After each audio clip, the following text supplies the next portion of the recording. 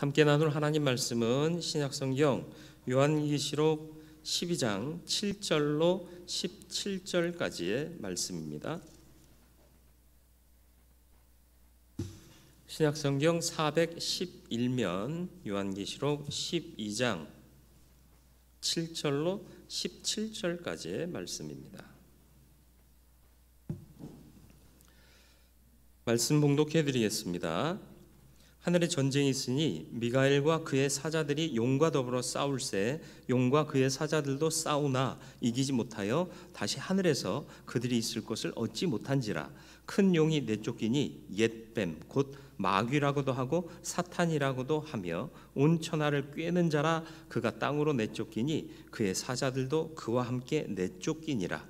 또 내가 또 들으니 하늘에 큰 음성이 있어 이르되 이제 우리 하나님의 구원과 능력과 나라와 또 그의 그리스도의 권세가 나타났으니 우리 형제들을 참소하던 자 곧 우리 하나님 앞에서 밤낮 참소하던 자가 쫓겨났고 또 우리 형제들이 어린 양의 피와 자기들이 증언하는 말씀으로써 그를 이겼으니 그들은 죽기까지 자기들의 생명을 아끼지 아니하였도다.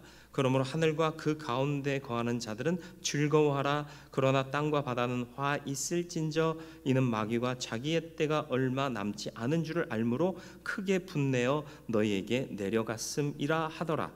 용이 자기가 땅으로 내쫓긴 것을 보고 남자를 낳은 여자를 박해하는지라.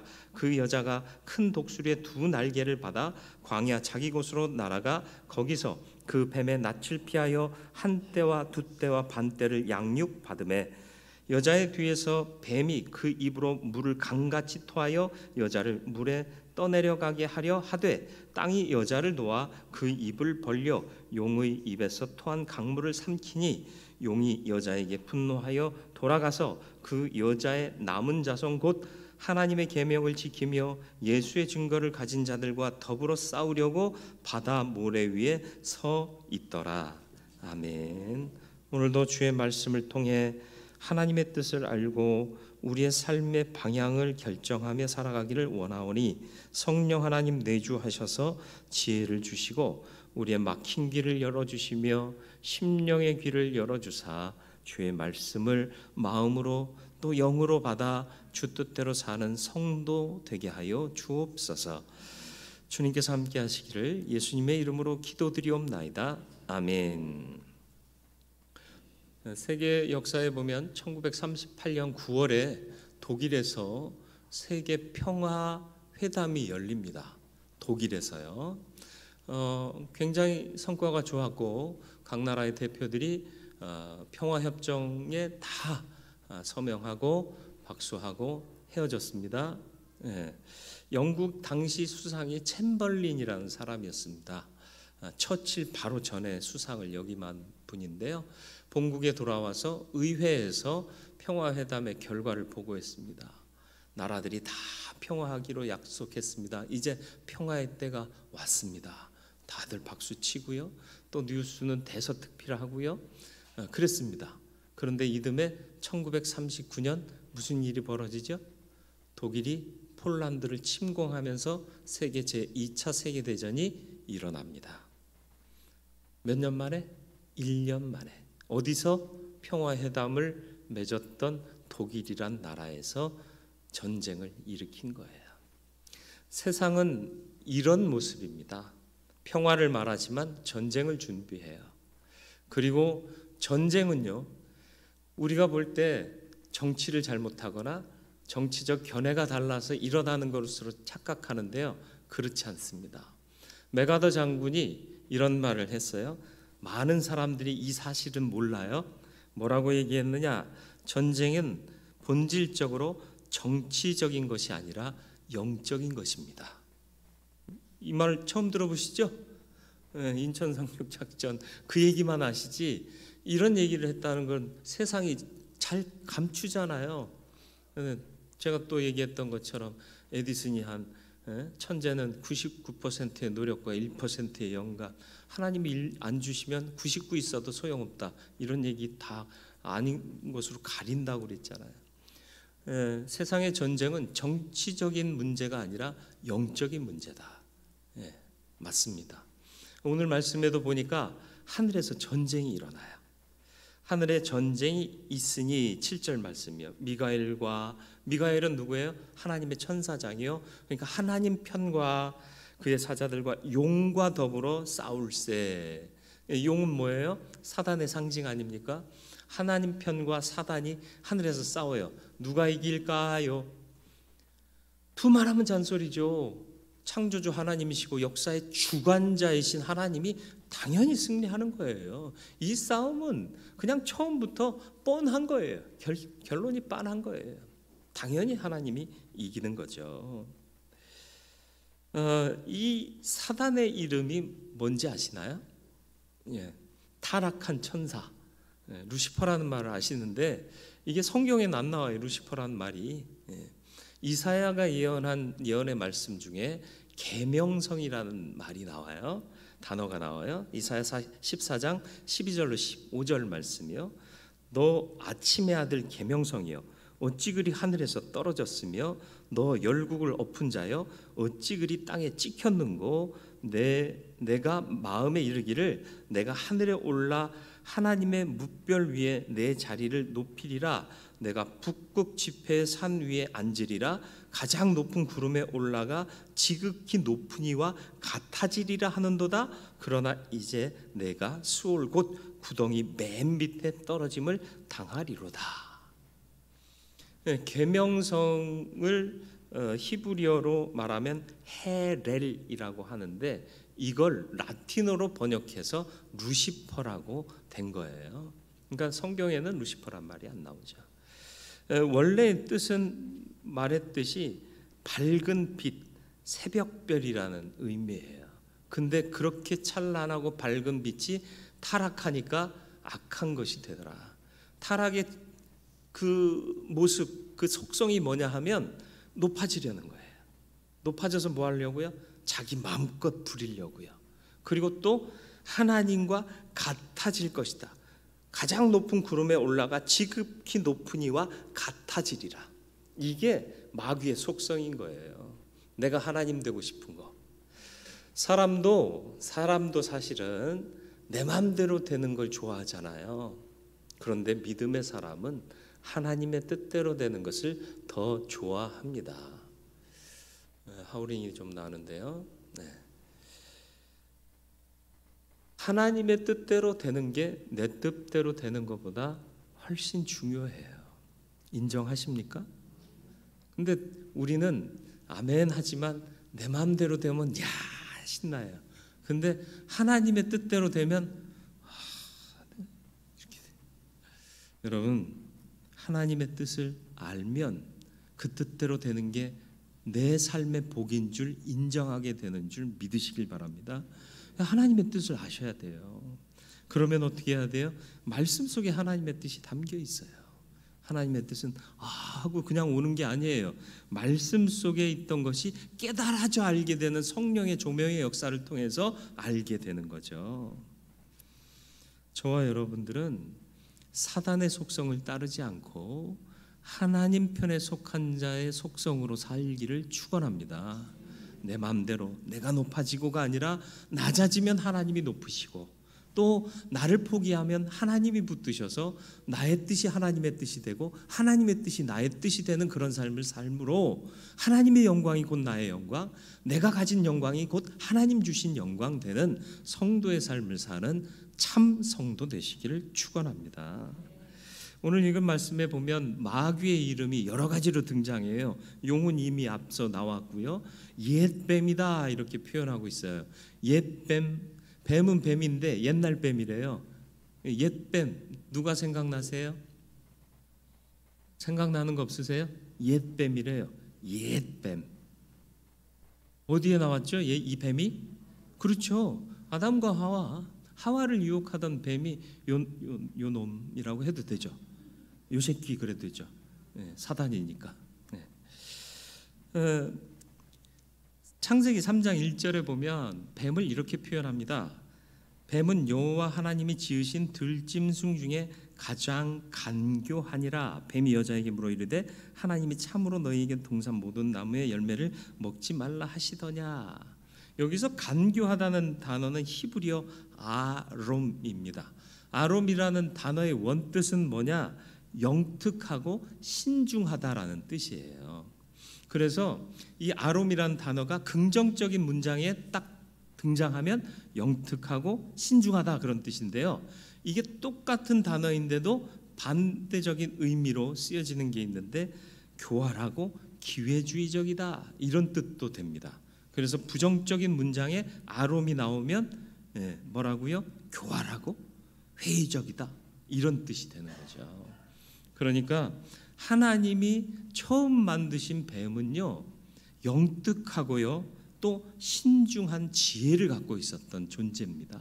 근데 그 하나님이 창조하신 그대로 있었으면 지혜의 상징이 되었을 것인데 사단의 손에 딱 잡히니까 이게 교활하고 사특하고 또 회의적인 존재가 되더라는 거죠.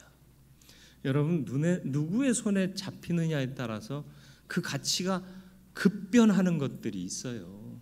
칼이 요리사의 손에 들려지면 음식을 만드는 도구가 돼요. 그런데 강도의 손에 들리면 무기가 돼요. 살인 무기가 되는 겁니다. 저와 여러분들은 무엇인지 특정할 수 없지만 누구 손에 잡혀야 할 것인가는 분명합니다. 사단의 손이 아닌 하나님의 손에 붙잡히는 저와 여러분들의 존재가 되기를 축원합니다. 마귀라는 단어가 또 나오는데요. 헬라어로는 마귀를 디아볼로스라고 해요. 디아가 뭐뭐 사이에, 볼로스가 갈라놓는다 그런 뜻이에요. 마귀의 특성이 뭐예요? 틈을 비집고 와서 갈라놓는 존재가 마귀입니다. 하나님은 하나 되게 하시는 속성이 있고요. 마귀는 갈라놓는 특성이 있습니다. 여러분, 하나님의 속성을 가진 삶을 살고 계십니까? 마귀의 속성을 가진 삶을 살고 계십니까? 사람은 불완전해요. 의인은 없나니 하나도 없어요. 다 죄를 지었어요. 그러나 하나님의 은혜로 의롭다 하심을 입었어요.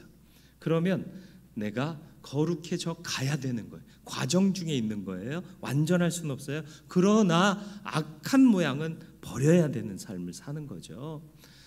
악의 모양을 버리시길 바라요.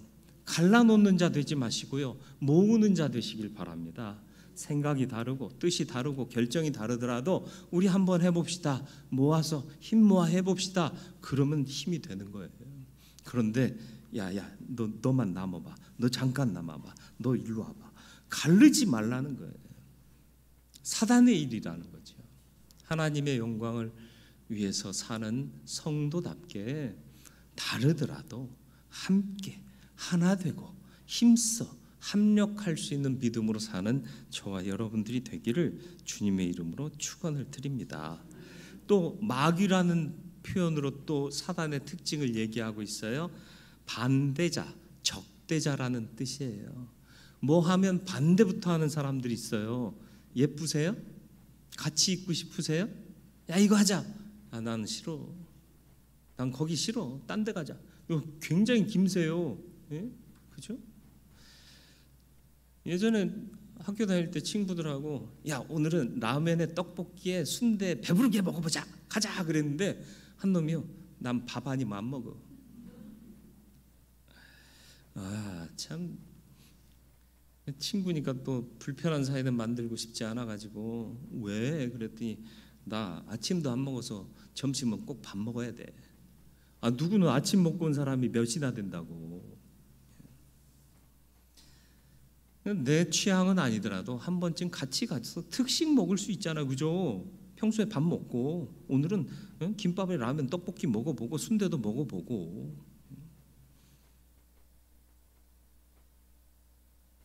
하나님을 반대하는 자가 사단입니다. 세상의 전쟁은 우리의 불편함이나 정치적 견해의 차이 때문에 오는 게 아니라 하늘의 전쟁에서부터 기인하는 거예요. 다시 말하면 영적인 갈등에서부터 기인하는 것이다. 전쟁의 결과는 뭘까요? 전쟁의 결과가 어떻게 됐어요? 8절로 9절 말씀 보세요. 그의 사자들과 싸우나 이기지 못하여 다시 하늘에서 그들이 있을 곳을 얻지 못한지라. 큰 용이 내쫓기니 옛뱀 곧 마귀라고도 하고 사탄이라고도 하며 온 천하를 꾀는 자라. 그가 땅으로 내쫓기니 그의 사자들도 그와 함께 땅으로 내쫓긴 거예요. 그러니까 하늘에서 못 이기니까 땅에 와서 자기들의 권세를 펴고 자기들이 왕노릇 하려고 전쟁을 일으키는 거죠. 영적인 승리의 비결이 있습니다. 이 전쟁에서 승리해야 돼요. 하늘에서는 당연히 하나님 편이 승리했잖아요. 땅에서는 누가 승리해야 될까요? 역시 하나님 편이 승리해야 돼요. 믿는 자들은 하나님 편인 줄 믿으시길 바랍니다. 이어지는 사단의 패배와 성도의 영적 승리를 찬양하는 찬송이 기록되고 있잖아요. 10절 말씀 보세요. 내가 또 들으니 하늘에 큰 음성이 있어 이르되 이제 우리 하나님의 구원과 능력과 나라와 또 그의 그리스도의 권세가 나타났으니 우리 형제들 참소하던 자 곧 우리 하나님 앞에 밤낮 참소하던 자가 쫓겨났다. 그러니까 이제는 너희가 싸워 이겨야 할 때다. 이 쫓겨난 자가 얼마나 힘이 있을까요? 창세기 3장 15절에 이 말씀이 있어요. 내가 너로 여자와 원수가 되게 하고 내 후손도 여자의 후손과 원수가 되게 하리니 여자의 후손은 내 머리를 상하게 할 것이요 너는 그의 발꿈치를 상하게 할 것이니라 하시고. 악한 사단 마귀가요 발꿈치를 상하게 해요. 심각한 손상입니다. 치명적인 손상일 수도 있어요. 그러나 죽지 않아요. 그런데 여자의 후손 예수 그리스도로 대표되는 교회는 사단을 향해 어떻게 한다? 머리를 밟을 거예요. 그러면 어떻게 되죠? 머리가 밟히면 살아남는 게 있나요? 어떤 생물도 머리가 잘리거나 밟히면 살아날 생물이 없어요. 그러니까 완전한 승리, 사단의 패배, 사단의 죽음, 악의 죽음, 이게 교회의 편에 있다는 거예요. 다시 말하면 우리는 반드시 승리한다. 두려워하지 마세요. 승리합니다. 11절 말씀 승리의 비결이 나오는데요. 뭐라고 말씀하느냐? 또 우리 형제들이 어린 양의 피와 자기들이 증언하는 말씀으로써 그들을 이겼다 그랬습니다. 뭐로 이겼다? 어린 양의 피 그리고 자기들이 증언하던 말씀으로 이겼다. 어린 양의 피는 뭐예요? 우리를 구원하신 예수 그리스도의 보혈, 구원의 확신입니다. 여러분 구원의 확신 잃어버리지 마세요. 내가 잘나서 구원받은 게 아니라 하나님의 은혜와 그 사랑이 나를 살리신 거예요. 주신 거예요. 받았음을 잊지 마세요. 그거 잊어버리니까 세상이랑 나랑 별반 차이 없는 것 같아요. 물론 우리의 연약함 때문에 별반 차이 없이 살 수도 있어요. 물론 그렇게 사는 게 옳다라는 얘기가 아니라 그렇게 살 수 있다. 다만 이제 나를 구원하신 그 은혜를 깨달은 자라면 거룩한 삶을 향해서 나아가야 된다라는 거죠. 그거 못한 거 하나님도 용서하실 거예요. 우리가 회개하면. 대신 구원의 확신은 잃지 말라는 거예요. 아유, 난 구원받았나? 이런 거 전혀 의심하지 마세요. 하나님께서 부르셨고 내가 그리스도를 주라 시인했고 하나님을 아버지라 고백했으면 구원 받으신 거예요. 구원의 확신이 흐려질 때마다 기도하세요. 아버지, 내가 세상 가운데 묻혀 살아서 이 구원의 확신이 흐려지려고 합니다. 사단 마귀가 하나님께로부터 나를 떼어놓으려고 합니다. 구원의 확신을 다시금 새기게 해주시고 구원 받은 자답게 살게 해주옵소서. 그래야 이긴다는 거예요. 그리고 증언하던 말씀으로 이겼다 그랬습니다. 뭐예요? 복음 증거하는 거예요. 한국 교회가 놀랍게 부흥하던 때 무슨 일 했어요? 전도했어요. 저 대학생 때만 해도요, 교회가 수련회를 가요. 청년대학부 수련회를 가면 어디로 가요? 시골로 가요. 시골 교회로 가가지고 그 지역 전도해줘요. 그리고 또랑 막힌 거 삽질해서 파주고 기왓장 깨진 거 갈아주고 그런 거 했어요. 그러면서 계속 전도하면서 거절도 당해요. 근데 거절당해도요 돌아와서 서로 간증하고 나누면서 기도하면요 하나님의 그 크신 위로가 그 거절당한 아픔보다 더 크게 느껴지는 거예요. 그러니까 거절당했어도 그 다음날 또 가가지고 그 집 문 두드리고 들어가서 전도했잖아요. 그죠? 살짝 미소를 짓는 분들은 그 경험이 있으신 분들 아니에요? 정말 그래가지고 회개하고 회심하는 기도, 영접 기도 따라하면요 그날은 밥 안 먹어도 돼. 얼마나 행복했어요. 이게 물질이 줄 수 없는 영적인 복이에요. 이거 가지면요 세상 것 두렵지 않다니까요. 제가 예전에 말씀드리지 않았나요? 예전에 있던 교회가, 예전 사역하던 교회가 저기 좀 잘 사는 동네에 있는 교회예요. 근데 하루는 아침을 좀 급하게 출근하느라고 제대로 못 먹고 갔어요. 그러니까 점심 되기 30분 전, 다시 말하면 점심 식사 12시에 하는데 11시 30분에 너무 배가 고픈 거예요. 그래서 후배랑 야, 너 배고프지? 그랬더니 저도 아침을 좀 제대로 못 먹고 왔습니다. 컵라면 한 잔씩 하자. 컵라면은 컵이니까 한 잔이잖아요. 아니에요? 컵라면이 컵이니까 한 잔 하는 거잖아요. 그래서 야, 컵라면 한 잔씩 하자. 컵라면을 먹었어요. 그런데 12시에 권사님 한 분이 오시더니 제가 오늘 점심 식사 대접할게요. 미리 얘기를 하고 오면 얼마나 좋아. 그래가지고 갔는데 호텔 뷔페로 갔네. 호텔 뷔페를 제가 언제 가봐요. 근데 지금 저는 뭘 했다고요? 이 친구랑 컵라면 한 잔 했잖아요. 라면의 특성이 뭔 줄 아시죠? 점점 불어요. 산의 진미가 가득한데요, 의욕이 없어요. 다시 말하면 식욕이 없어요. 먹고자 하는 의욕, 식욕이 하나도 없는 거예요. 맛있겠다. 야, 깔끔하고 좋다. 색깔 너무 신선해 보이는데 까지는 동의가 되는데 먹어야겠다라는 의욕이 발동이 안 되는 거예요. 그 비싼 음식을 놔두고 뭔 말 하려는지 아시겠어요? 허기지면 이것저것 다 먹고 싶어요. 그런데 배부르면요, 그 어떤 것들을 앞에 놔도 유혹이 안 돼요. 여러분, 영적으로 채워지지 않으니까 세상에 이것도 갖고 싶고 저것도 갖고 싶고 이것도 해보고 싶고 저것도 해보고 싶고, 영적으로 배고프신 거예요. 하나님의 은혜를 채워주시옵소서 기도하셔야 됩니다. 근데 그걸 채울 수 있는 방법은 뭐라고? 구원의 확신 갖고 말씀을 따라서 주신 복음을 증거하고 은혜를 사모하고 말씀 묵상하고 예배하고, 그러면 채워지는데 그게 없으니까 계속 빈곤에 허덕이는 거예요. 최후 승리가 우리에게 있어요. 이미 주셨어요. 그 승리의 비결을. 여러분, 영화나 드라마 보면서 손에 땀을 쥐며 보시나요?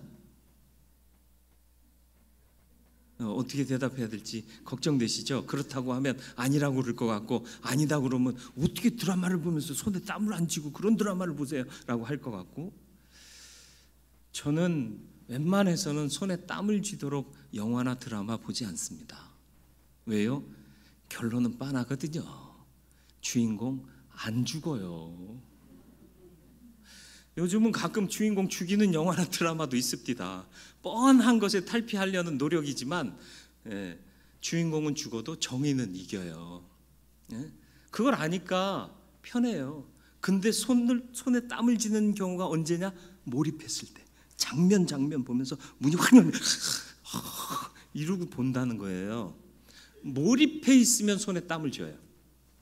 그런데 한 발짝 물러나서 그럼 주인공 안 죽어, 정의는 실현돼 하는 마음으로 보면 넉넉해요. 여유가 있어요. 뭘 얘기하려는지 아시겠어요? 여러분, 인생 사실 때 손을 꽉 쥐고 두려워 떨면서 손에 땀을 쥐며 인생 살고 계십니까? 몰입해 계시기 때문에 그래요. 여러분, 하나님 편으로 인생에서 한 걸음만 물러 하나님 쪽으로 가보세요. 이길 게 뻔해요. 그럼 손에 땀을 쥘 필요가 있다 없다? 없어요.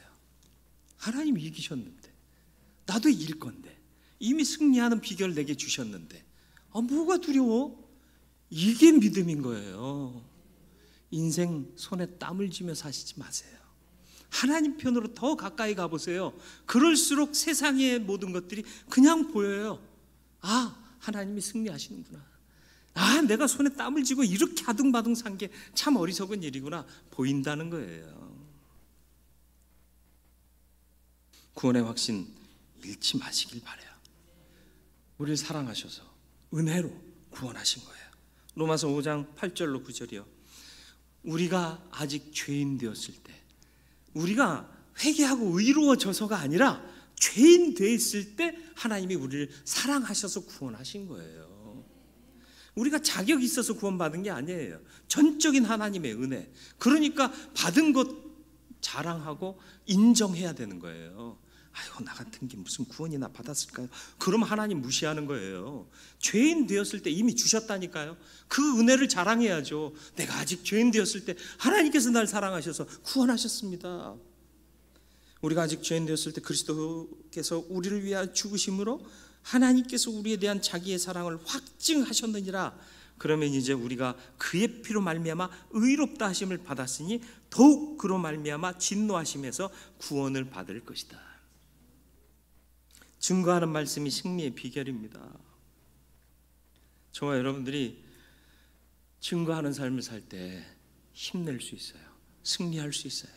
한국 교회가 가장 붕했던 때가 언제라고요? 그때예요. 때를 얻든지 못 얻든지 복음을 증거하는 거. 전도부에서 하는 일 참 좋아요. 마스크 쓰고 있어도 떡하고 마스크 주면 안 받을 사람 없거든요. 때를 얻든지 못 얻든지. 코로나19인데 무슨 전도를 해요? 이젠 전도할 사람도 없어요. 이제 다 한 번씩 오라고 그래. 그게 전도예요? 아니잖아요. 전도는 오라 하는 게 전도가 아니에요. 예수 믿으라 하는 게 전도예요. 그가 예수 믿을 때까지 믿으라고 전해야 돼요. 거절당해서 아플 수 있어요. 그러나 기도하다 보면 하나님께서 주시는 위로가 그 아픔보다 얼마나 큰지 몰라요. 그러다가 결국 그가 결심하고 믿으면요, 그 기쁨 이루 말할 수 없잖아요. 볼 때마다 하나님께서 내게 붙여주신 영혼 얼마나 감사하냔 말이지. 그리고 이들이 어떻게 했다? 11절 하반절을 보시죠. 그들은 죽기까지 자기들의 생명을 아끼지 아니하였도다. 여러분, 왜 이들이 생명을 아끼지 않았을까요? 기독교 역사의 수많은 순교자들이 왜 목숨을 아끼지 않았을까요? 영원한 생명이 하나님께 있거든요. 우린 죽어도 죽지 않아요. 이 땅의 생명이 전부라고 믿고 사는 사람들은 여기서 죽으면 끝이라고 생각하기 때문에 끝났다라고 생각해요. 그러나 우리는 영원한 생명을 보장받은 믿음의 사람입니다. 그러니까 죽음을 두려워하지 않는 거예요. 여러분이 그런 믿음으로 살 수 있기를 축원합니다.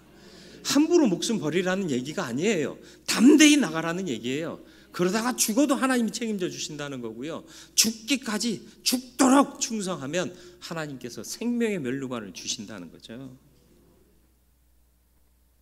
이런 승리가 있어도요, 사단은 최후발악합니다.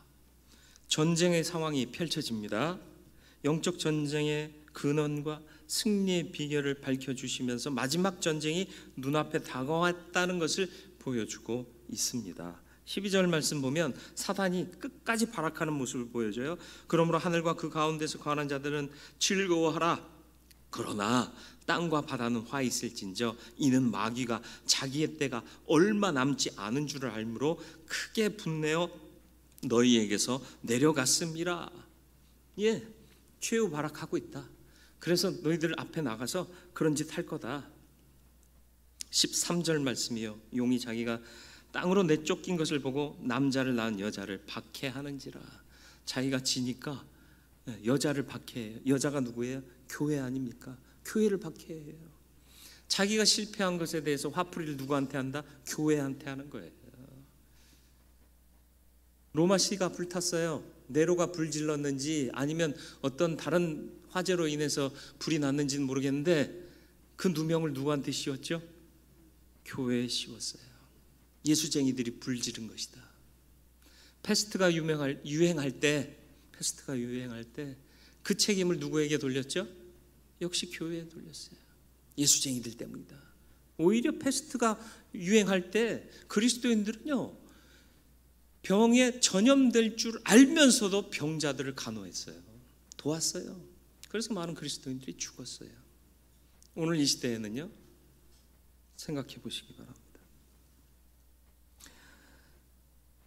자기가 땅에 쫓긴 것을 보고 주의 백성인 교회를 핍박합니다. 14절 말씀이요. 그 여자가 큰 독수리의 두 날개를 받아 누가 준 거죠? 하나님께서 주신 거예요. 속수무책으로 당하지는 않습니다. 하나님이 큰 권능을 허락하셔서요, 피하게 하시는데 얼마를 피해요? 한 때, 두 때, 그리고 반 때. 3년 반을 얘기해요. 3년 반을 하나님께서 피하게 하셔서 뭐하게 하신다? 양육하는 거예요.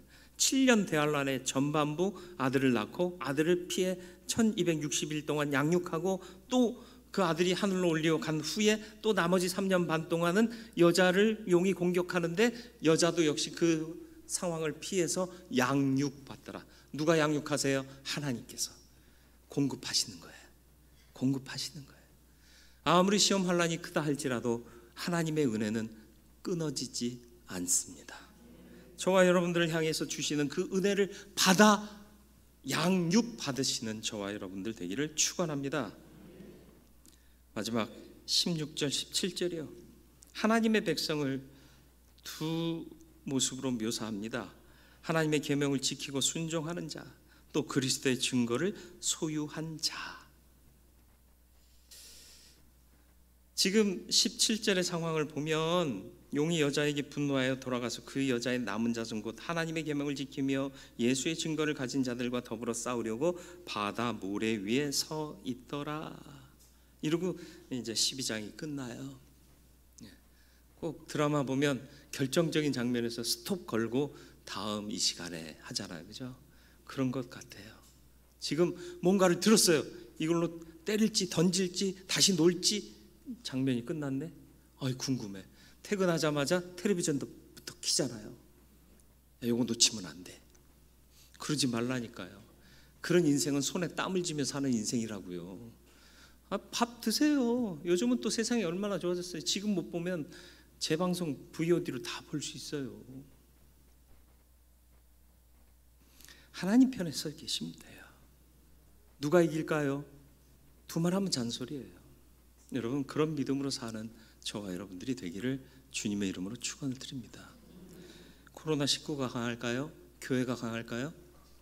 교회가 강합니다. 왜? 그리스도의 몸입니다. 물론 교회 안에는 조금 모자란 직분자들, 또 조금 모자란 교인들 있어요. 그들이 잘못할 수도 있어요. 목사도 장로라도 잘못할 수 있어요. 그러나 그게 교회의 전부는 아니라는 사실을 우리는 잊지 말아야 돼요. 어떤 사람이 그런 말 하더라고요. 요즘 벌어진 일이 핍박이라고 얘기하지 마라. 왜? 핍박은 주의 복음을 증거하다가 받는 것이 핍박이고, 또 우리가 잘못해서 받는 것은 핍박이 아니다 그래요. 그런데 그건 논리가 맞지 않아요. 우리가 잘못할 수 있어요. 몇몇 사람들은. 근데 그게 교회가 잘못하는 건 아니에요. 교회는 항상 바르고 온전하고 하나님 편에 서 있는 것이 교회예요. 그들 중에 잘못된 몇몇이 잘못할 수 있다고요. 그런데 그걸 가지고 교회를 공격하면 그건 핍박이 되는 거죠. 모든 싸움은 영적인 겁니다. 여러분, 누군가 다툼이 일어나고 있습니까? 그 사람과 사이가 많이 벌어지셨습니까? 영적으로 보세요. 틈을 내지 마시길 바랍니다. 틈을 내려는 의도에 휩쓸리지도 마시길 바랍니다. 너 잠깐 모여봐. 너 일로 와봐. 이런 거 하지 마세요. 하늘의 싸움에서는 천사들이 이겼습니다. 뭘 말하는 건가요? 결국 하나님 편이 승리한다는 뜻입니다. 이제 묻습니다. 나는 하나님 편에 서 있습니까? 승리의 비결이 무엇이라고 말씀드렸습니까? 구원의 확신입니다. 절대 잃어버리지 마십시오. 말씀 증거하는 사명 능히 감당하십시오. 여기에 힘이 있습니다. 한국 교회가 이렇게 부흥할 수 있었던 것은 때를 얻든지 못 얻든지 말씀 증거하고 복음 증거하던 그 열정 때문입니다. 그 열정이 식어가니까 교회가 위기가 왔다. 코로나 이후에는 3분의 1밖에 출석 안 할 거다. 이런 얘기들 하지만 복음의 능력을 잃지 않는 우리들이 된다면 오히려 부흥케 하시고 역사하시는 하나님의 능력을 보게 될 줄 믿습니다. 그래서 위협은 있어도 패배는 없습니다. 두려워 마세요. 그리고 너무 몰입해 계시지 말고 하나님 편으로 물러서세요. 하나님 편으로, 세상 앞에 두고 하나님 편으로 물러설수록 손에 땀을 쥐지 않습니다. 이길 걸 확신하기 때문에. 요한복음 16장 33절, 이것을 너희에게 이르는 것은 너희로 내 안에서 평안을 누리게 하려 함이라. 세상에서는 너희가 환난을 당하나 담대하라. 내가 세상을 이기었노라. 저와 여러분들이 이긴 그분의 승리를 그대로 받는 주님의 편인 줄 믿습니다. 기도하겠습니다. 틈을 내는 사단의 괴계에 빠지지 말게 하여 주옵소서. 하나님 편에 승리하는 자로 서 있게 하여 주옵소서. 구원의 확신 잃어버리거나 놓치지 말게 하시고 또 무뎌지지도 말게 하여 주옵소서. 복음 증거하는 사명 등이 감당함으로 다시 승리하는 우리 교회 되게 하여 주옵소서. 위협은 있을지라도 패배는 없습니다. 두려움 아닌 확신으로 나아가게 하여 주옵시고 세상을 이긴 주님의 승리가 우리에게 있음을 잊지 않게 하여 주사 승리하는 믿음의 사람들 다 되게 하여 주옵소서.